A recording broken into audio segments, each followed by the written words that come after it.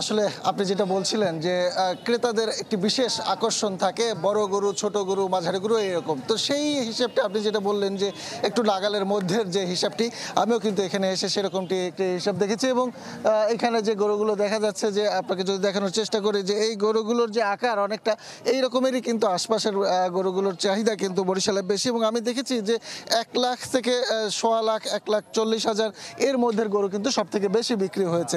আমার এখানে বেশ কয়েকজন বিক্রেতা রয়েছে, একটু এই পাশে আসেন, আমি একটু আপনার সাথে কথা বলার চেষ্টা করি, দেখি তারা কি বলছেন।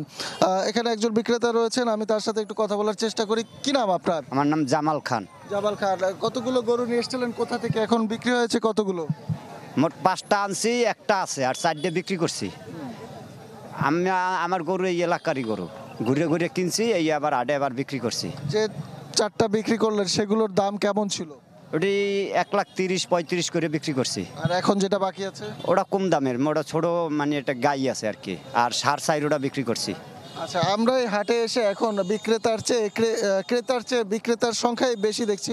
এখানে আরও একজন বিক্রেতা রয়েছেন, আমরা একটু তার সাথে কথা বলার চেষ্টা করি। আপনার নাম কি, কোন এলাকা থেকে কতগুলো গরু? চুরবাজার দিয়ে আনছি, 2টো গরু আনছি। একটা, আমার নাম মিরাজ খান।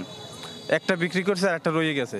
যেটা বিক্রি করেছেন ওটার দাম কেমন ছিল? ওইটার দাম ছিল 1,10,000, বেশি 87,000 টাকা। আর এখন যেটি আছে সেটির দাম কত? 1,10,000 আছে, 80,000 টাকা বলে। কততে হলে ছেড়ে দেবেন মনে হচ্ছে? 90-90 হইলে চিন্তা ভাবনা আছে, ছাইড়ে দেবো। 90,000 হলে তিনি ছেড়ে দিবেন বলছেন। আপনি কি বিক্রেতা? আচ্ছা, উনি বিক্রেতা নন। এইখানে একজন রয়েছেন, আপনি কি বিক্রেতা? আপনারা কি ক্রেতা?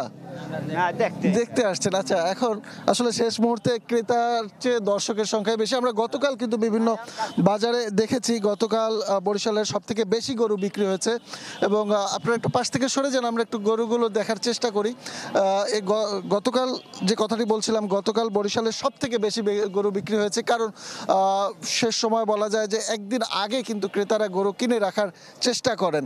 সেই হিসাবে আমরা দেখেছি বরিশালের সব থেকে বেশি গরু বিক্রি হয়েছে। বরিশালের সদর উপজেলার সবচেয়ে বড় হাট, বরিশাল বিভাগের ভিতরে সবচেয়ে বড় হাট, এটি চরমোনাইতে বসে। এবং এরপরে বেশি বিক্রি হয় বরিশালের রূপাতলীর দপদপিয়া ব্রিজ সংলগ্ন এলাকা, যে ব্রিজ রয়েছে। এবং এখন যেটি রয়েছে বরিশালের কাউনিয়া টেক্সটাইলের পিছনে যে হাটটি, এটি কিন্তু বরিশালের অন্যতম গুরুত্বপূর্ণ একটি হাট।